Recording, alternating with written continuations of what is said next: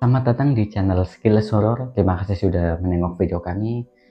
Sebelumnya kami mau mengucapkan terima kasih kepada penonton setia kami. Kedepannya channel Skills Horror akan mengupload video panjang dengan inti yang sama dengan konten sebelumnya. Terima kasih sekali lagi kami ucapkan. Kita langsung saja ke ceritanya.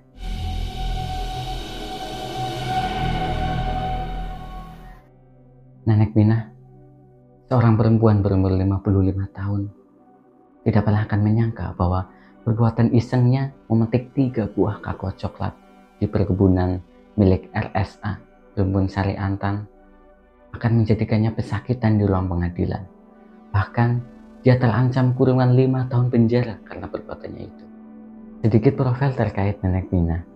Jadi, Nenek Minah tinggal bersama suaminya, Sanrudi, di Dusun Sidoarjo, Desa Dharma Kladenan, Haji Barang, Banyumas. Beliau berpenghasilan sangat pas-pasan dengan mengandalkan hasil bumi dari yang ia tanam. Namun, beliau sangat bersyukur dengan kehidupannya. Dengan cara apa? Dengan cara setiap hari datang ke lahannya walaupun berjarak 2 km dari rumahnya. Beliau sangat-sangat bersyukur dengan kehidupannya. Nah, kita baru masuk ke ceritanya. Ironi hukum Indonesia ini terjadi ketika beliau sedang memanen kedelai di lahan garapannya pada 2 Agustus 2009. Jadi pada saat beliau sedang asik memanen kedelai di lahan garapannya, FYI lahan garapan Nenek Minah juga lahan sama yang dikelola oleh PT Rumpun Sari Antan tadi. Jadi mata beliau tertuju kepada 3 buah kakao yang sudah masak. Dari yang tadinya melihat, beliau itu memetiknya dengan tujuan ingin menjadikannya bibit yang nantinya akan ditanam di lahan garapannya karena beliau tidak punya uang untuk membelinya.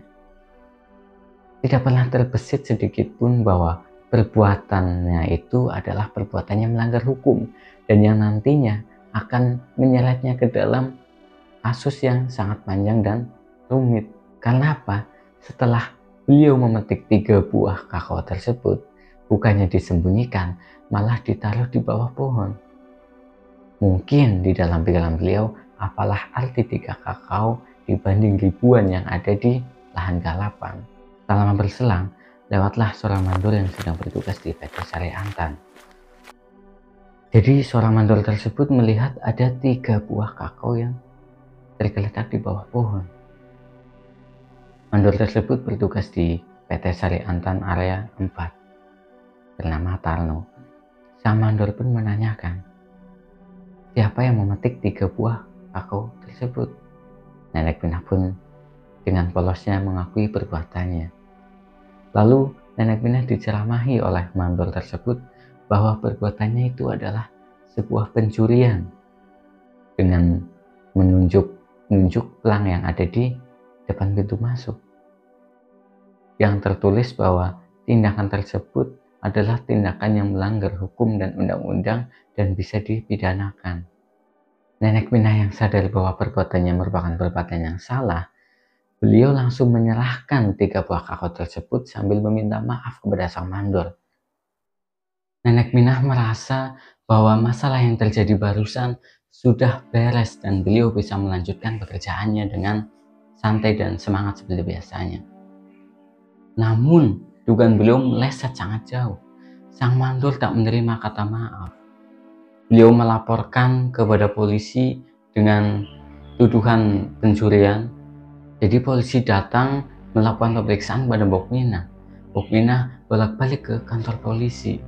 Mengenai hal itu, AKBP Panca Putra Kapolres Banyumas yang menangani hal tersebut, beliau merasa sangat iba karena 3 buah kakao yang pada waktu itu dihargai dengan 30.000 menyeret beliau, seorang lansia yang harusnya adalah orang yang disayangi oleh semua orang ya, yang siapapun kalau melihatnya harusnya mengulurkan tangannya, tapi malah beliau terseret ke dalam kasus pencurian 3 buah kakao.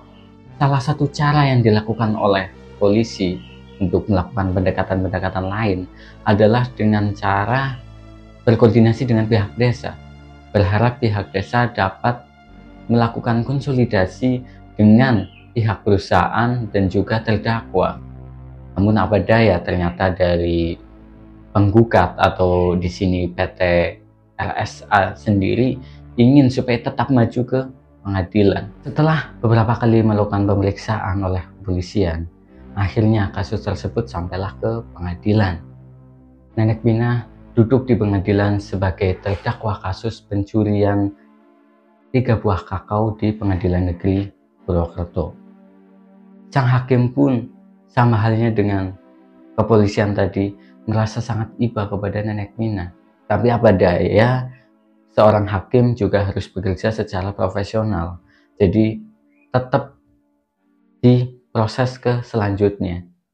Lalu jaksa mendakwa bahwa Nenek Mina telah melakukan pencurian terhadap PT LSA dengan dakwaan pencurian 3 buah kakao seberat 3 kg dengan total kerugian dari perusahaan sebanyak Rp30.000, dan juga Nenek Mina terancam KUHP atau Kitab Undang-Undang Hukum Pidana karena telah melanggar pasal 362 terhadap pencurian. Satu hal yang membuat miris netizen dan masyarakat pada waktu itu adalah Nenek Mina duduk di pesakitan tanpa didampingi oleh pengacara. Jadi Nenek Mina bertarung seorang diri.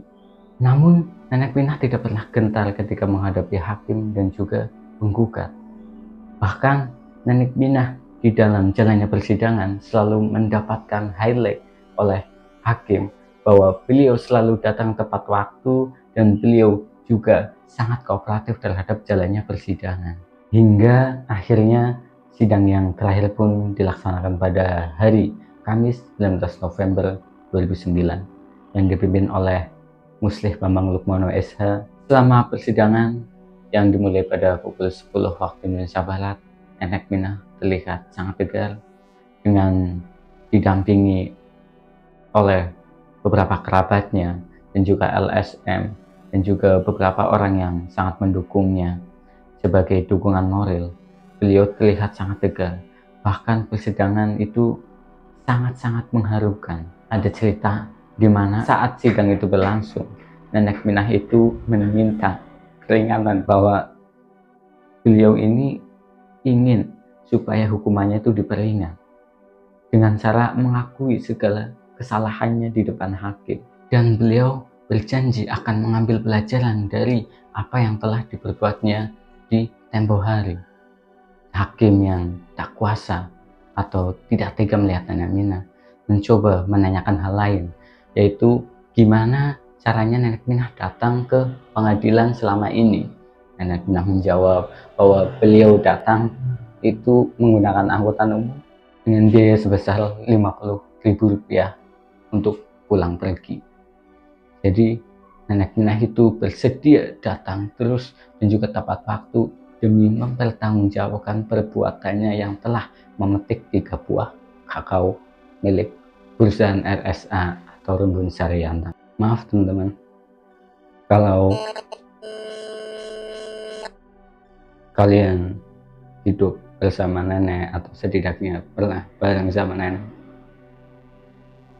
pasti tahu dan merasakan gimana sakitnya.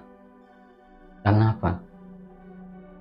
Seharusnya hal seperti itu masih bisa dikendalikan di luar pengadilan. Mungkin maksudnya emang supaya efek jerah, supaya yang lainnya juga tidak melakukan hal yang sama.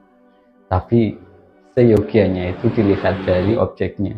Siapa sih yang mengambil? Itu kan orang yang sudah lansia. Harusnya bisa lah kira-kira diperundingkan atau ada jalan keluar lain. Yang penting nantinya bisa mengembalikan ke hal-hal yang semula. Kalau ruginya 30.000 ya kan masih bisa dibayar, pakai 30.000 saja sudah cukup. Itu sih kalau pendapat saya pribadi. Oke, kembali lagi ke cerita. Selain menghadirkan nenek miskin sebagai terdakwa, hakim sendiri pada waktu itu ragu untuk menjatuhkan hukuman kepada beliau, Nenek Mina. Bahkan ketua sidang pada waktu itu, Muslih Bambang Lukmono SH, terlihat menangis dan getar saat membacakan vonis kepada Nenek Mina. Beliau berkata bahwa kasus ini kecil, tapi sudah melukai hati banyak orang. Beliau memberi pernyataan lagi bahwa harusnya kasus seperti ini yang tidak menimbulkan kerugian yang terlalu banyak bisa diselesaikan dengan pendekatan-pendekatan lain, tidak mesti harus lewat jalur pengadilan, itu kata beliau. Jadi tanpa lama-lama beliau pun membacakan vonisnya di depan semua yang hadir. Dengan suara yang terpatah-patah beliau membacakan bahwa Nenek Mina terbukti secara sah dan meyakinkan telah melanggar pasal 362 KUHP tentang pencurian. Jadi dengan berbagai pertimbangan, Nenek Mina divonis dengan kurungan 1 bulan 15 hari dengan masa percobaan selama 3 bulan. Dan vonis tersebut tidak perlu terdakwa jalani dan juga terdakwa dibebani biaya perkara sebesar Rp1.000.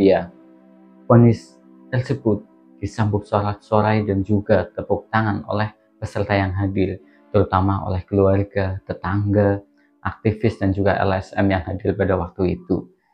Mereka semua lega karena Nenek Mina tidak perlu merasakan dinginnya sel tahanan. FYI teman-teman, kasus Nenek Mina ini menjadikan sumber atau referensi bagi Kejaksaan Agung dan bahkan Kapolri menggaungkan adanya restoratif justice untuk berbagai kasus atau berbagai hal di dalam perselisihan yang ada di masyarakat. Dalam kasus seperti ini, masyarakat pun tergelitik. Bagaimana tidak, seolah-olah ada anomali di mana kasus kejahatan yang mempunyai nominal biasanya sangat besar atau berjumlah fantastis, seperti korupsi misal, bahkan biasanya tidak terungkap atau terungkap namun dihukum sangat ringan. Di sisi lain ada kasus yang bernilai sangat ringan tapi tetap menjalankan proses hukum sebagaimana mestinya. Itulah yang membuat kasus ini viral pada masanya itu 2009. Jadi seperti itulah kisah terkait Nenek Mina dan 3 buah kakao. Terima kasih kepada teman-teman yang sudah menonton sampai sejauh ini, dan juga saya sampaikan kalau ada nama ataupun kejadian yang kurang ataupun lainnya, saya mohon maaf. Mungkin kalian bisa melengkapinya di kolom komentar. Terima kasih saya ucapkan dan sampai jumpa di video-video berikutnya.